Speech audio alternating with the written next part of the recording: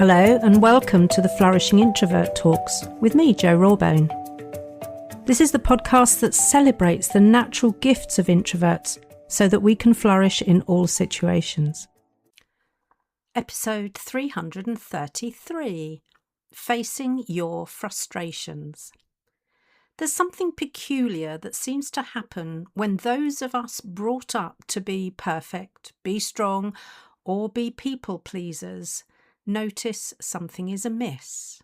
We justify it, pass it off as nothing, tell ourselves it doesn't matter, stuff it down so it doesn't inconvenience anyone, and generally deny any feelings of frustration. Like being or feeling frustrated is somehow unacceptable. And maybe it is to many. Expressing frustration ineffectively can come across as petulant, entitled, ungrateful even. And nobody wants to witness that, do they? Oh no.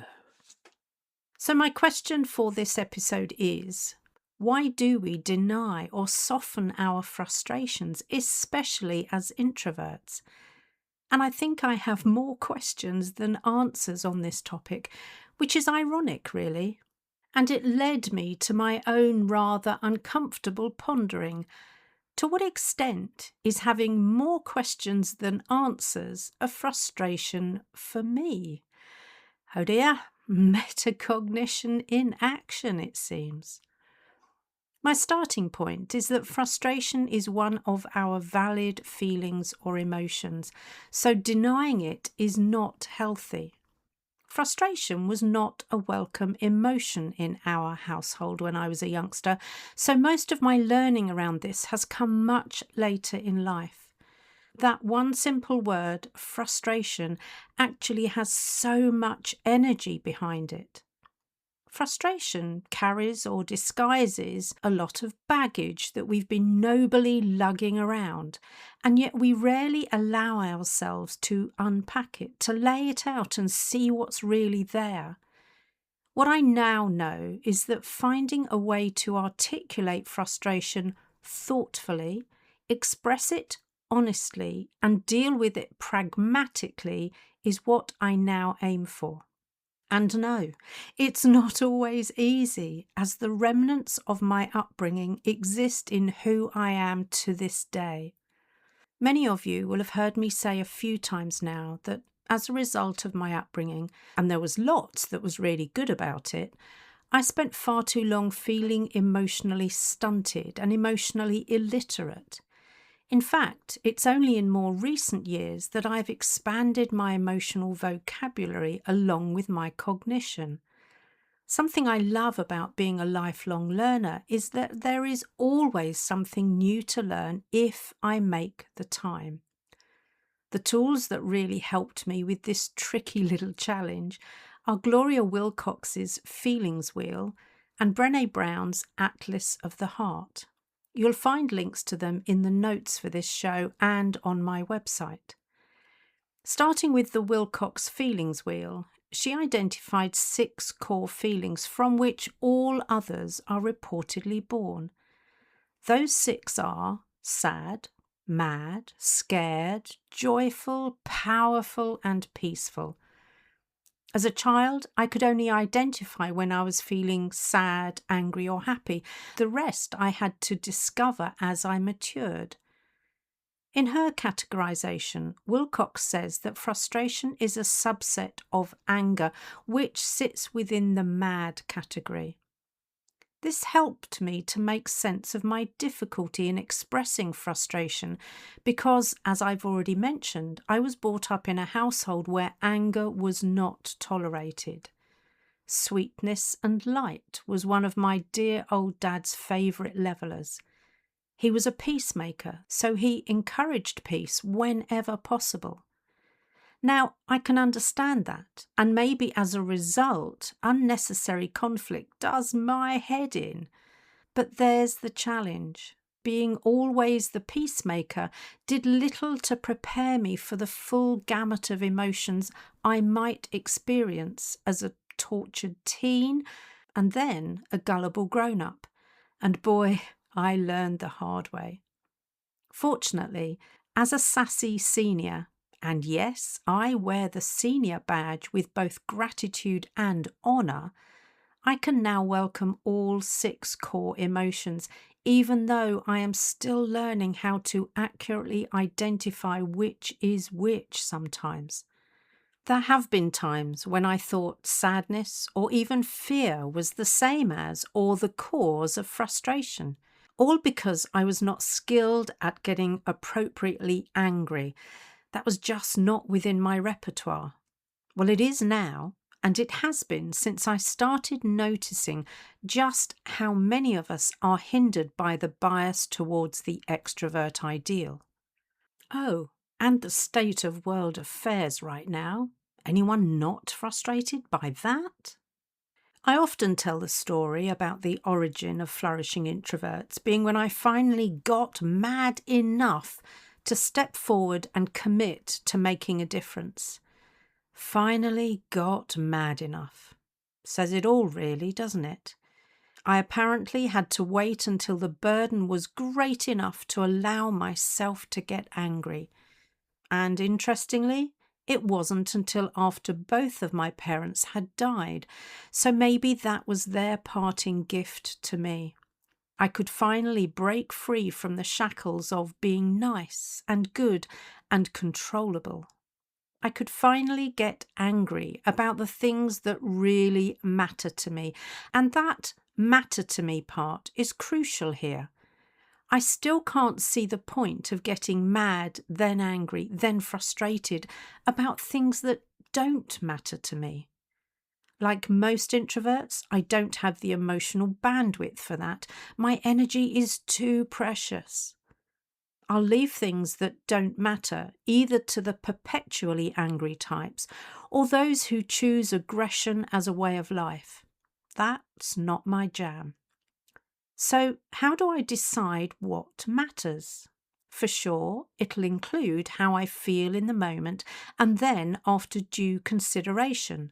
Think, say, think, remember? My process is informed by a number of factors, including my values and ethics, what I've made an event or behaviour mean, we are meaning-making machines after all, and my desired outcome. Here's what I need to be mindful of, though. If I feel the frustration but don't believe I'm in a position to take action, what do I do with the emotion then? It won't do me or anyone else any good if I allow the frustration to gnaw away at me as bitterness, or develop into quiet contempt, or even to transmute it into weaponized politeness. That's why I need to pop the hood, understand what is at the root of frustration, and deal with it professionally. Let me share some personal examples with you. Many years ago, I felt frustrated about not being included in a round of promotions. It seemed to be a classic case of the self-promoter whose results were no better than mine, but who talked a good day, successfully doing a number on the selection panel. This is the very thing that typically gives rise to the advice of push yourself forward more. I'll admit to allowing bitterness to occupy my heart for a while, and I weaponized blind compliance. I did as they asked, even though I knew it was very likely to fail. I'm not proud of that one. I also remember being so frustrated at being told as a female telecoms engineer I wouldn't manage to climb telegraph poles, lift manhole covers, or even drive a van. Had it been an articulated HGV vehicle, they might have had a point. But a 3-ton van, for pity's sake? At that stage in my career, my frustration resulted in me doing all I could to prove them wrong, even when it came at an unbearable cost to me. Cutting nose off to spite face comes to mind.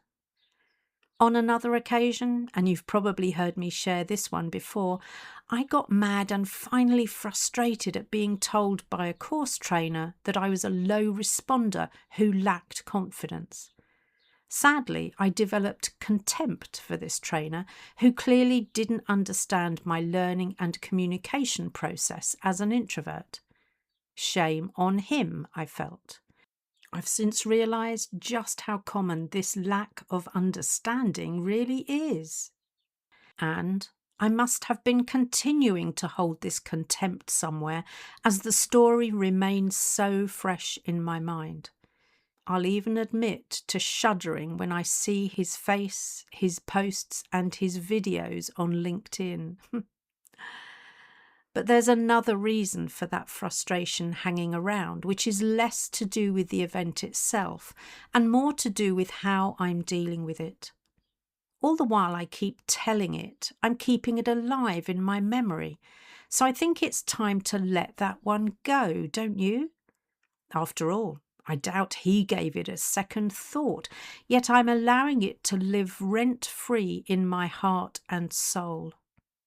Now, before I share a little about how I applied Brené Brown's Atlas of the Heart, I do want to remind us all that not all frustration leads to negative consequences. It really depends on what we do in the light of it.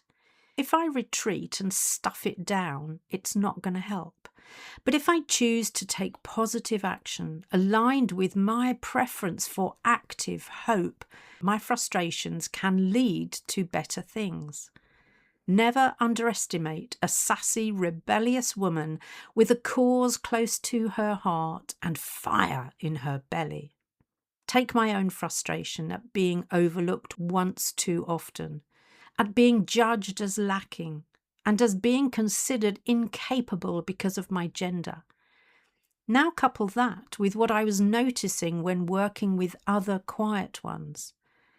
Case in point, when I realised that some of the introverted nationals I was working with in the Middle East were also being held back by the prevailing bias. And that moment became the catalyst for Flourishing Introverts. I'm so glad that my own frustration meant I was more attuned to theirs, and the opportunity showed its face when it did. Turning now to how I used, and still use, Brown's Atlas of the Heart, she noted that frustration occurs when things don't go as planned. Ever had that happen to you? I'd be really surprised if not, as we all have, haven't we? But do we allow ourselves to acknowledge how we feel in those situations? When I realised that I was far more likely to shrug it off and pretend it didn't matter to me, her work provided a useful reference. It enabled me to unpack and investigate non-judgmentally what had occurred in order to deal with it professionally. The questions this invites me to explore are: what expectation was unmet? What did I need that was not respected or honoured? What felt unfair, and is that really true? These questions allow me to decide what, if anything, I can do to address the cause of my frustration. Remember that contempt I felt when I was wronged? In fact, contempt is one of those negative emotions that typically arises when we feel, surprise, surprise, mad. So that was a useful warning signal alerting me that there were some choices to be made. And of course, in any decision situation, do nothing is always an option. But in the case of very real frustrations, carrying them without making any effort of a resolution is rarely helpful to me. Worse than that, feeling mad without taking productive action can lead me to feel like a victim or a martyr, neither of which I wear well. So, my working hypothesis is that we need to investigate rather than analyse our frustrations. Analysis gets us caught in that overthinking loop that lacks forward momentum. Because ultimately, I strongly suggest, we want to discern whether there is something productive we can do about our feeling of frustration. This might be a difficult conversation that needs to happen, some feedback that needs to be delivered, or an action to be initiated and carried through. And this needs to be done both honestly and sensitively. And if there are others who have also been used to telling themselves that their frustrations don't matter, to just forget about it, our honesty, sensitivity, and courage may prove to be a powerful role model and catalyst for them. Everything we do has ripples, so make them useful ones rather than an overwhelming tsunami. If you enjoyed this episode as much as I did, then please subscribe, rate us, and leave a comment, because we know that helps other people find the podcast. And if other people find us, other introverts can flourish. You are listening to an Intentional Media Production podcast.